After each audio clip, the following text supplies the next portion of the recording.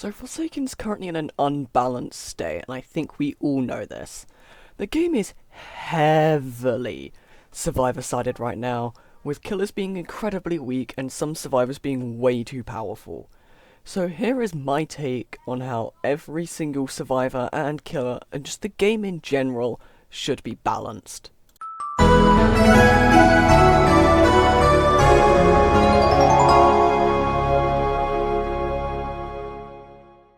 Sentinels in a weird state, mostly just because none of them are actually compelled to help the team.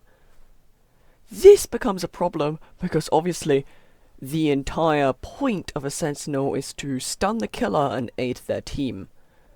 My way to fix this is multiple things, although global changes that I'll make to all Sentinels is that they no longer earn malice from completing generators, and the XP and money gained from completing a generator puzzle is reduced down by 75%.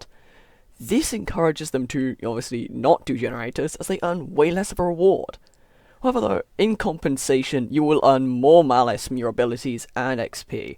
This will actually encourage you to use the abilities, which obviously means you are helping the team more. Another way which Sentinels will now earn XP after I've just completely butchered them doing generators will be objectives that I'll give to every single type of survivor. For Sentinels, it will be, for example, for a survivor like Shedletsky, it would be slash the killer 3 times in 1 round, or eat chicken whilst at 60 or under HP. This will give you some XP, malice, and money, and will actually encourage you to use your abilities. Like for Guest, it could be block an attack for a teammate for 3 times. Or as Jane Doe, it could be land 5 crystal pitches. You get my point. I would say Shedletsky is probably one of the most balanced out of all the Sentinels. Has a decent stun that requires quite good skill to land consistently, and a free heal. This means I won't really be making all that many changes to him. The only thing I would really do is maybe reduce the time it takes to eat a chicken, but obviously the time it takes to heal is longer. This allows the chicken to be used in chase, which could be quite helpful. Other than that, Shedletsky is actually in a quite balanced state, mostly just because it's more the skill of the survivor rather than the survivor that they are using. This means a good Shedletsky will be able to perfectly use the character without much error. So, Shedletsky will actually be one of the very few survivors I keep perfectly the same. Well, oh boy, now we're getting into the real things already. Guest is by far the most inconsistent character, even beating a character like Chance in inconsistency. The way I would balance him is to mostly make the size of his block hitbox a little bit bigger but move it forward. This means it's easier to block for teammates, and it's also a bit harder to drag block, which is basically an uncounterable tech. Next, for charge, we're just going to completely redo it. There is nothing savable about this one. It's not useful in any real way that makes it balanced. What I'm going to replace it with is a kind of guard ability. I don't have to go into the exact details of how it works, it's just a framework idea. But basically, it would be something like Guest receives a larger hitbox and also takes all hit priority, meaning every single bit of damage to all the teammates inside that hitbox will be given to Guest. However, though, he also gets resistance 4, obviously, so he can tank more hits. And then, when the effect ends, which was in like 3 seconds, he'll get like a speed boost depending on how much damage he took. Meaning this ability could be used to block hits for teammates, allowing it to be quite a useful teammate for everyone, obviously, and also fit into this character, which is supposed to be a tank character. Then we got Punch.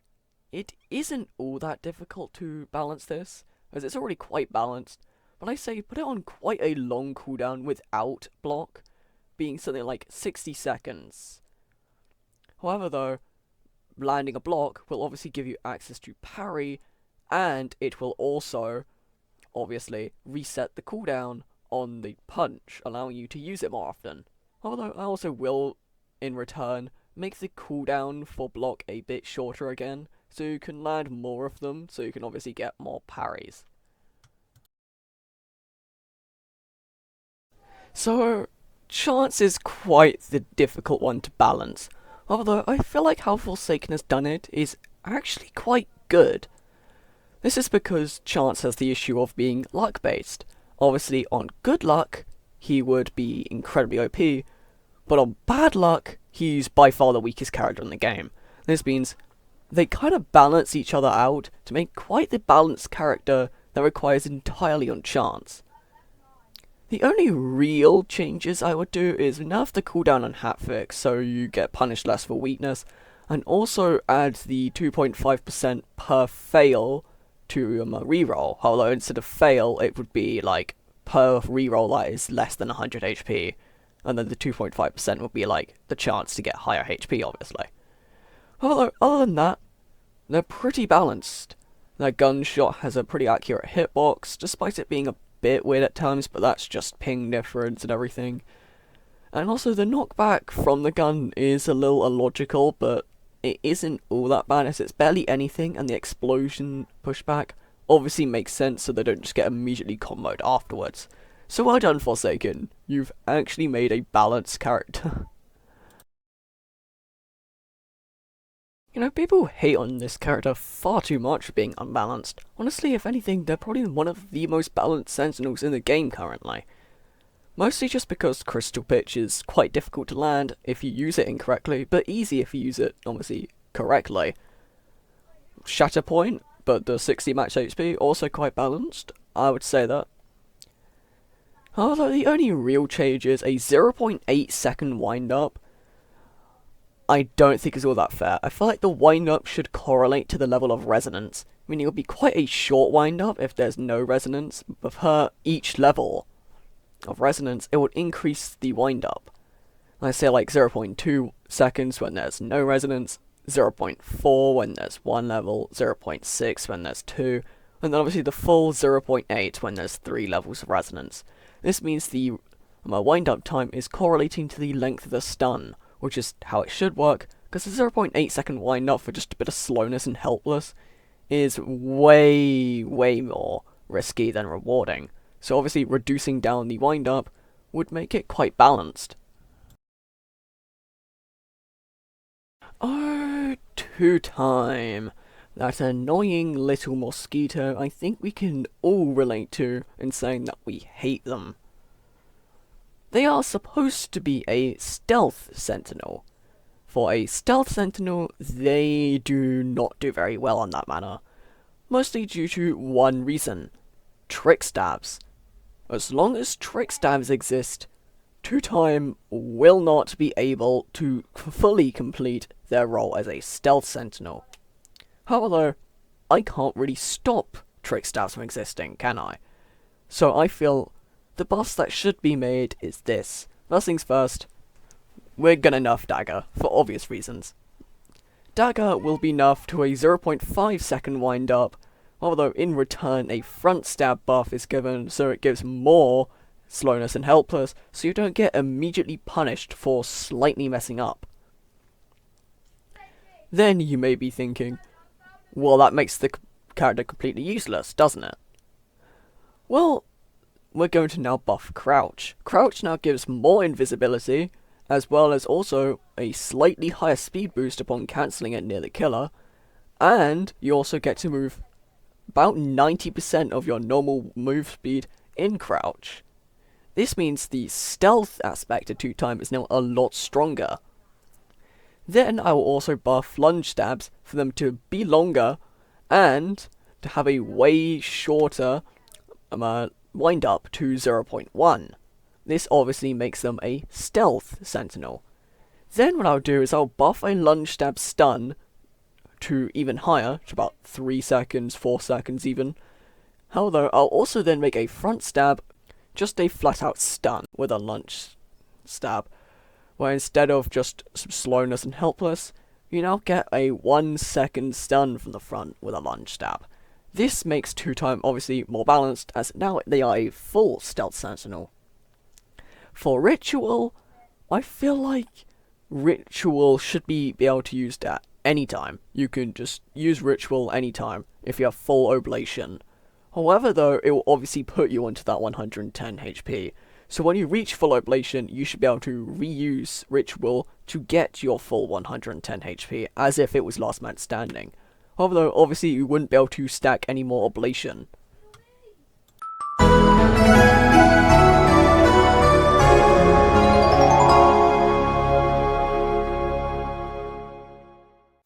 Oh, Survivalists. By far either the weakest or the stupid strongest character, depending on who you ask. For example, a new player using Noob would have absolutely no idea what they're doing, and would obviously not be very good with them. Whether you ask a pro player with level 300 on Noob, well suddenly they're the best character in the game. It's very difficult to balance a character like this, mostly just because they have to be beginner friendly, but also have quite a high skill ceiling and also be quite powerful, to obviously be able to survive the killer for quite decent amount of times by themselves. This means characters like Veeronica end up being incredibly overpowered or underpowered, depending on whether you're good or not at them. This creates quite the large problem. However, unlike Sentinels, they aren't actually required to help the team, so I'm going to let them keep their objective of completing the 5 generators, and actually boost the XP they earn from generators.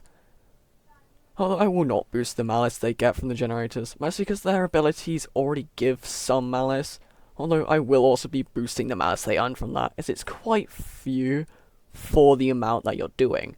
0.25 malice for a bumper is barely anything. Well, Noob is quite difficult to balance. That is just solely because they're meant to be usable by new and experienced players. This means most changes I make will still be quite unbalanced for a character that is just such a high skill ceiling. Although I do have some changes that I would definitely want to implement. I feel for Cola you should walk at normal speed during its use, although sprinting speed will be reduced. And the 10 seconds of speed 1, that's perfectly fine.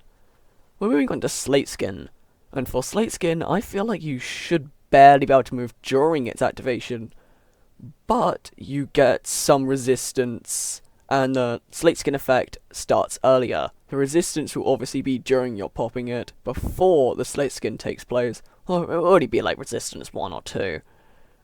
Then, for Slate Skin, I feel like it should be cancelable even through Helpless. This will stop slashers from just be able to wipe half their HP for using one of your abilities.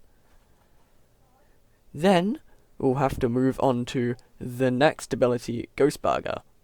I feel like Ghost Burger is mostly fine, although I feel like the level of invisibility should change depending on whether you're running, sprinting, or standing still.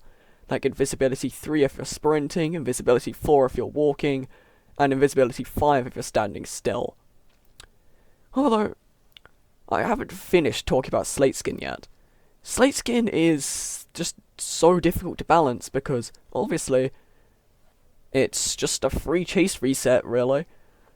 Although I feel like the full set balances should be you're quite slow when using it, you get some resistance whilst using it until the Slate Skin effect happens, then I feel like Slate Skin should be unaffected by Helpless for just cancelling it.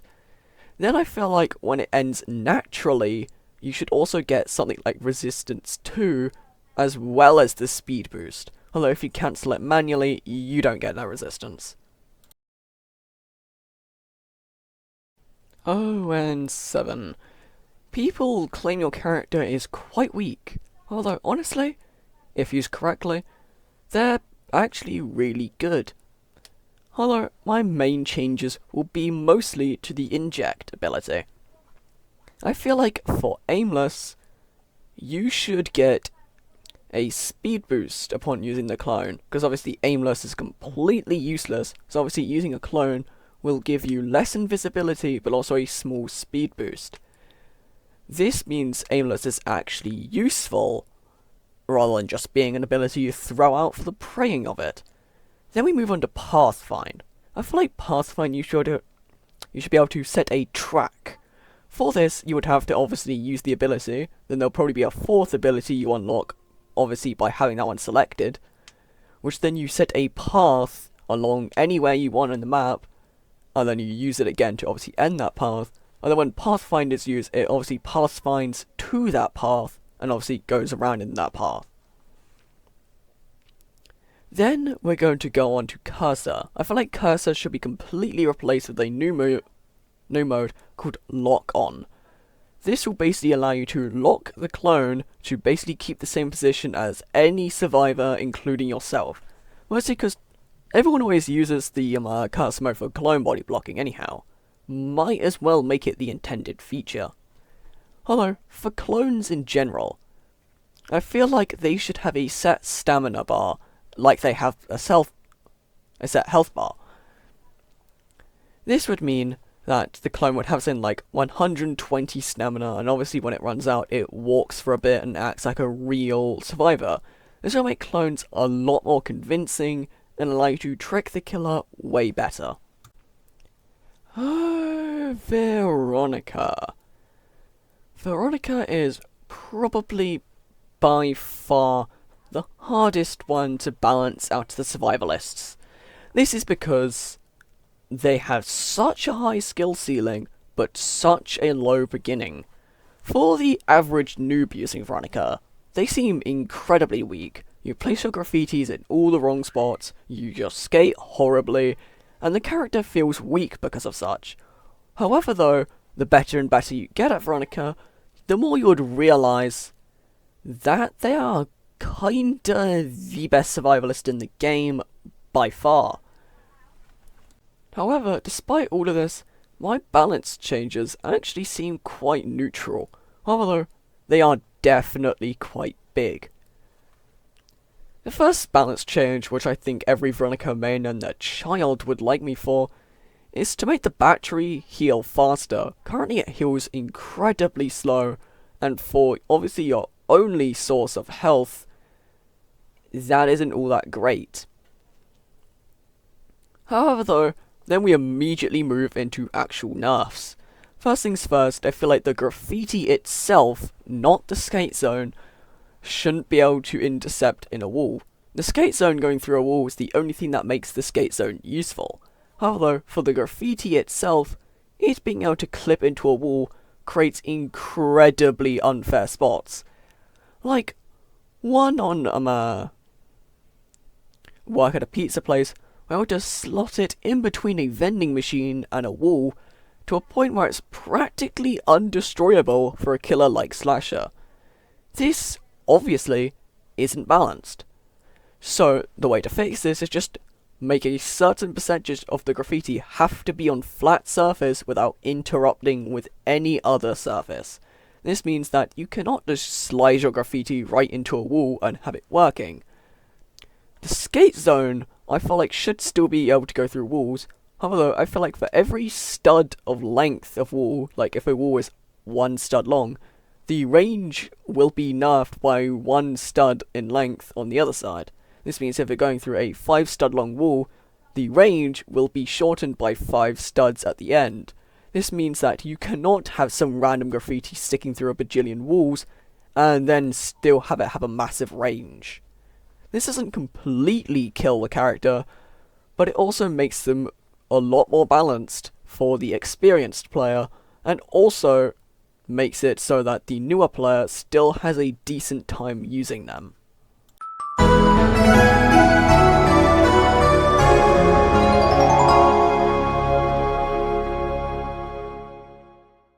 Now, much like Sentinels, supports are the only other type of survivor that are meant to actually help the team. Because of this, I'll have to compromise with the generators. I feel like generators will give half the amount of XP and half the amount of malice, as well as obviously them getting some more objectives, like, for example, as Dusekkar, shield a survivor 3 times, or as Taph, place 2 tripwines. It isn't all that difficult to really make general buffs to all of them, or obviously nerfs. The balancing of most support characters is quite uneven though. as obviously it's either something brutally overpowered or just slightly unbalanced in some ways, to just being completely worthless and nobody plays them. Elliot. By far the strongest of all the supports, mostly due to one ability, Rush Hour. Although, first things first, let's balance Pizza Throw. Currently, Pizza Throw gives you more HP depending on the amount of generators completed. Although, I feel like this makes Elliot too similar to a survivalist with just support capabilities. I feel like how it should work is something like, per survivor you heal, and increases the heal. Next, let's go balance Rush Hour. I feel like Rush Hour shouldn't be speed 3 and instead be speed 2 for also a slightly shorter time period. So about 2 seconds of speed 2. Obviously to buff it as well, so it isn't completely worthless anymore, you can now stack up to 3 Rush Hours, but their cooldown has been increased. This means that Elliot will now be encouraged to help the team, and will also be able to stack more Rush Hours, meaning they aren't screwed over by completely worthless teammates. You know, surprisingly, this guy's kinda balanced. After the stacking nerfs and everything, you don't see that many people using Taph, but they are a balanced character, fitting exactly what they're supposed to do perfectly. The only real thing I would do is make it so subspace trip mines cannot affect through walls, and they must have a direct, obviously, line of sight with the killer for them to explode.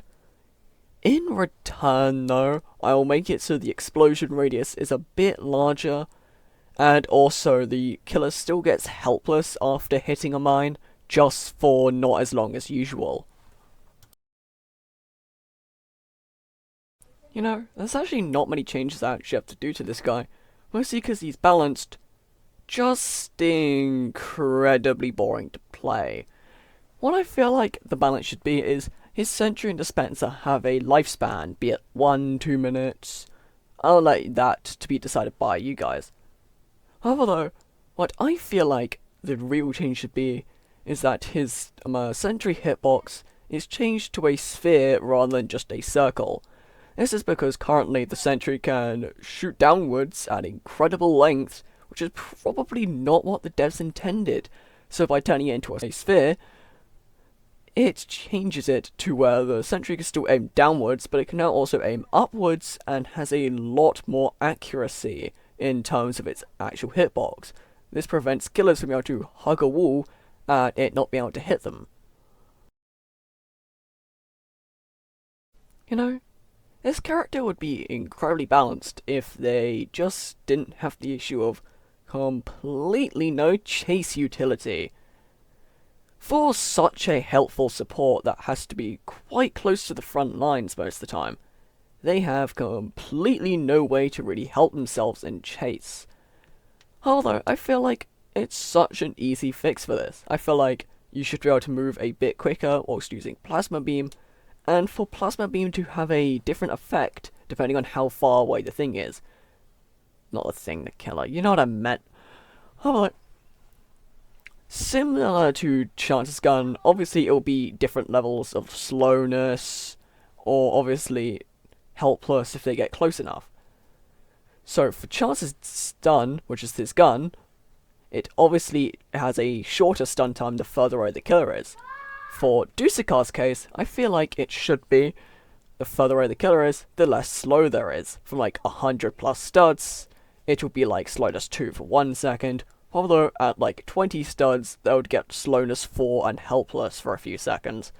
This means Dusekkar can actually use this ability in chase and not be a useless asshole that gets slimed out in the first 50 seconds because the killer wasn't a complete idiot.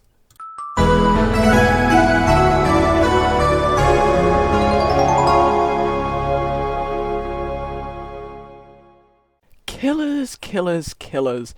They're quite the touchy subject, unfortunately, to do with Forsaken, as mostly as they range from completely and utterly broken and everyone hates them for it, to being absolute garbage and nobody ever uses them. For global changes to all killers, I feel like maybe they should regenerate stamina a bit faster, or just get more time per kill if there's more survivors.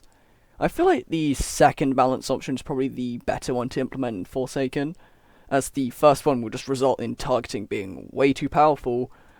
But basically, if there's 8 survivors, a kill gives like 50 seconds. If there's 4 survivors, it gives like 30 seconds.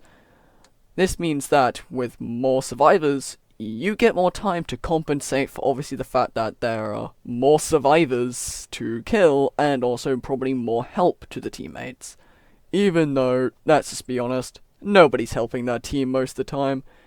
But if the prior changes I had mentioned about Sentinels and supports had come into effect, then yeah, it probably would be a real problem. Well, anyway, let's move on to the first killer. Well, we're starting off strong with Slasher. Slasher is, to put it simply, would be a balanced character if they weren't countered by the one aspect survivors are encouraged to do: teamwork. Because survivors are obviously now encouraged to help each other, this means that Slasher is actually a lot weaker than you would think. Because of this, I feel like Slasher should have some buffs to correlate for this.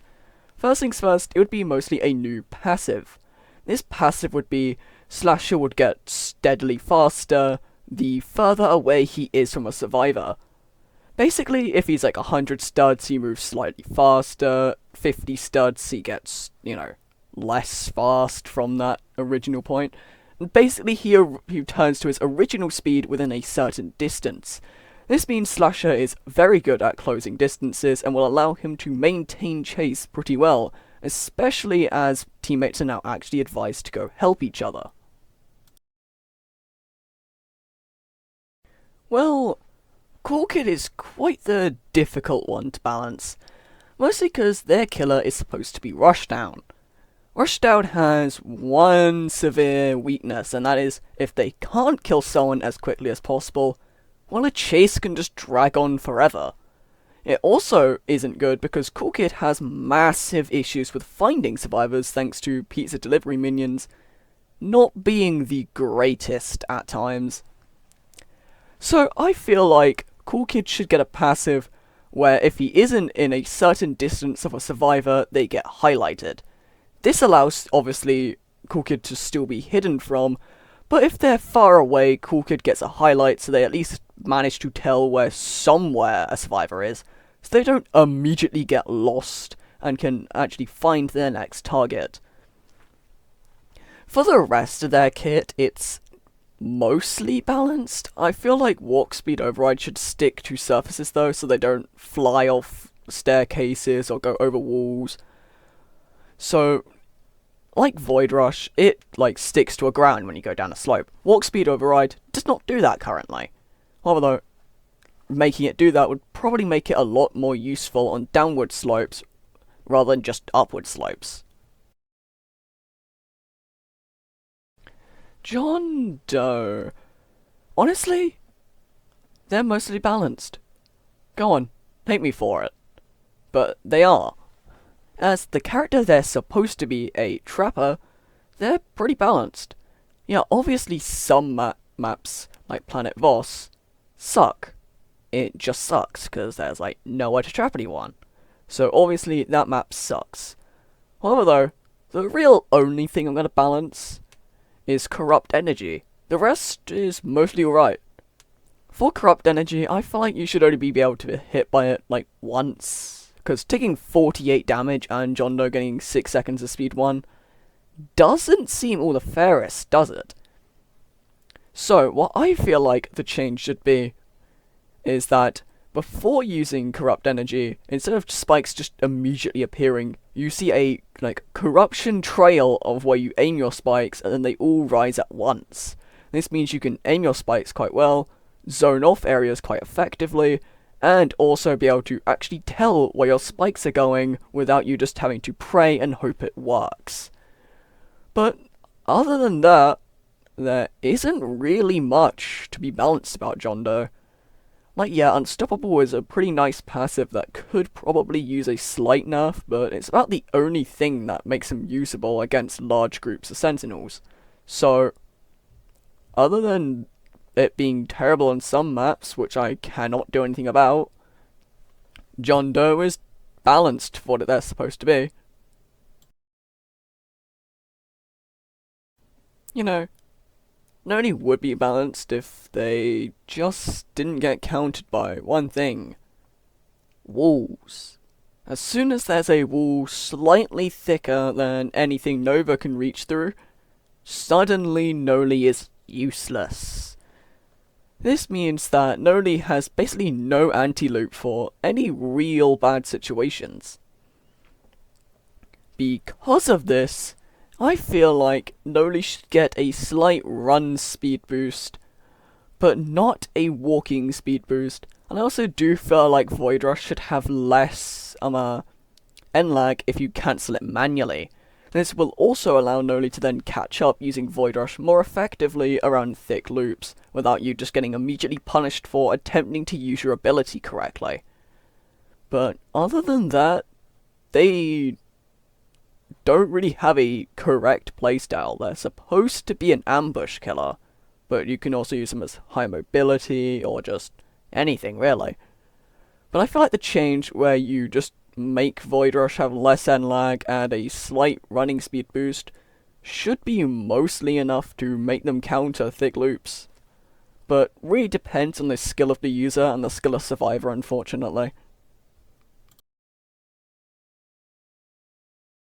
Oh, 1x, you're quite the annoying one, aren't you?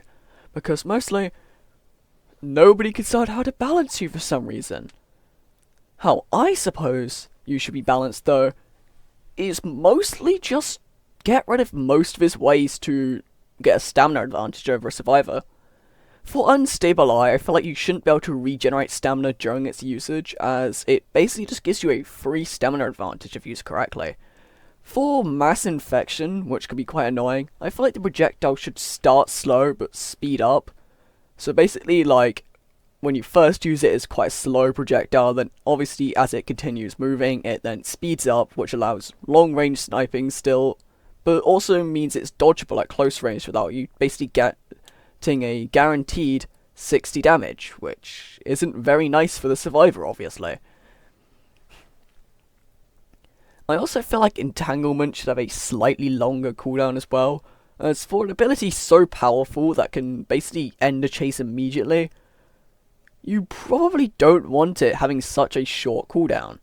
In fact, just in general, increase 1x's cooldowns. It allows them to play much more like other killers that way, and also not just be able to throw their projectiles at random and actually require real skill to use properly. Because if they could just throw their projectiles at random, what's the point of even trying to aim properly, because in 10 seconds, you're just going to get another one again anyway. Oh, guess 666. You are basically impossible to balance correctly, because it's either you are brutally OP if used correctly, or just completely worthless. Because of this, I feel like there's only one thing you really need to nerf, and that is Infernal Cry, because one hit of that and Manic Fixation will just instantly kill you. However, I won't be nerfing Infernal Cry directly, because that would just leave Blood Rush too powerful. So what I'll actually do is nerf Manic Fixation to where the speed boost relies on distance, where you gain a certain percentage speed boost depending on how far you are away from the Survivor. If you're right up close to the Survivor, I don't think it'll be very fair to get the same speed boost, as the Survivor will just never be able to outrun you. You'll just get an instant stamina advantage, you'll get all your distance immediately raised, and it's just not that fair on the Survivor, is it? However though, in return, I feel like Manic Fixation should permanently apply during Blood Hunt, because currently it's just a flat speed boost, whereas I feel like it should be that flat speed boost and this new change of Manic Fixation also applying. This means that 6 will be incredibly powerful during Blood Hunt. In return though, I feel like the timer should decrease on Blood Hunt a little faster, and you should also not get as much time from kills in Blood Hunt. This means Sixer is basically forced to kill everyone as quickly as possible for massive reward, but if they fail to do that, then they lose out on the reward. Well, Nosferatu's also quite difficult to balance. Why? Because they're supposed to be stealth, and their moveset just isn't built for stealth.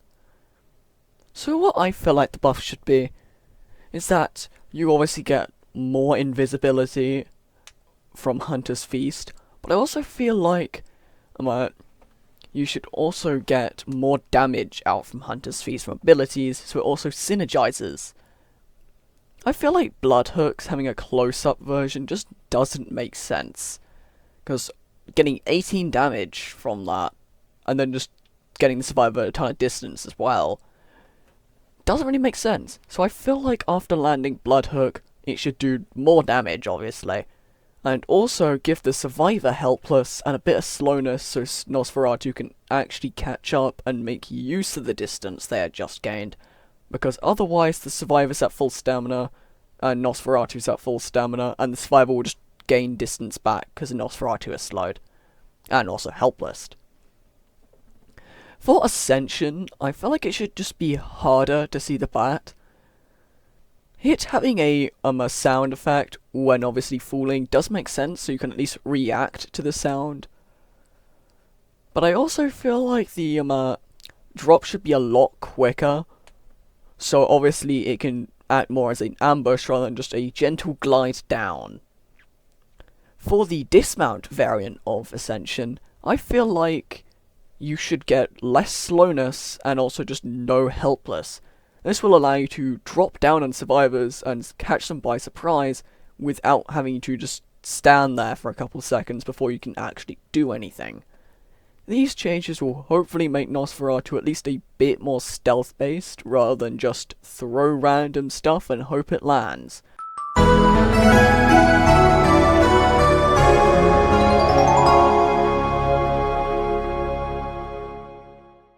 So, in conclusion, Forsaken's unbalanced. What a surprise! Who could have ever seen that conclusion coming? But, although I do feel like the changes I have made are, in obviously my opinion, just the changes I think will change Forsaken to be more balanced and actually require teamwork to, obviously get everyone helping each other. However, though, it's basically impossible to balance Forsaken. You have to always assume teammates are helping each other, which is impossible to do because if so much as one teammate doesn't do great, well, suddenly the entire balancing issue restarts. So obviously feel free to disagree with any of the changes I've proposed, and obviously don't feel like any of the changes I have said here will ever be introduced, as obviously some of them probably aren't something the Forsaken devs will ever do. As much as I would hope that they would see this and maybe implement some of the changes I want, let's just be honest, they aren't seeing this, and if you are, well, thank you. If you made it this far, like and subscribe, it would mean a lot to me, obviously. And also make sure to join the Discord server, the link is in the description. Well, anyway, bye everyone, I hope you enjoyed this video, and about the 40 so minutes of me ranting. Even though it's not 40 minutes, I just lied to you. What a great way to end this video. Anyway, just go now. Bye bye. This is the end. Bye bye.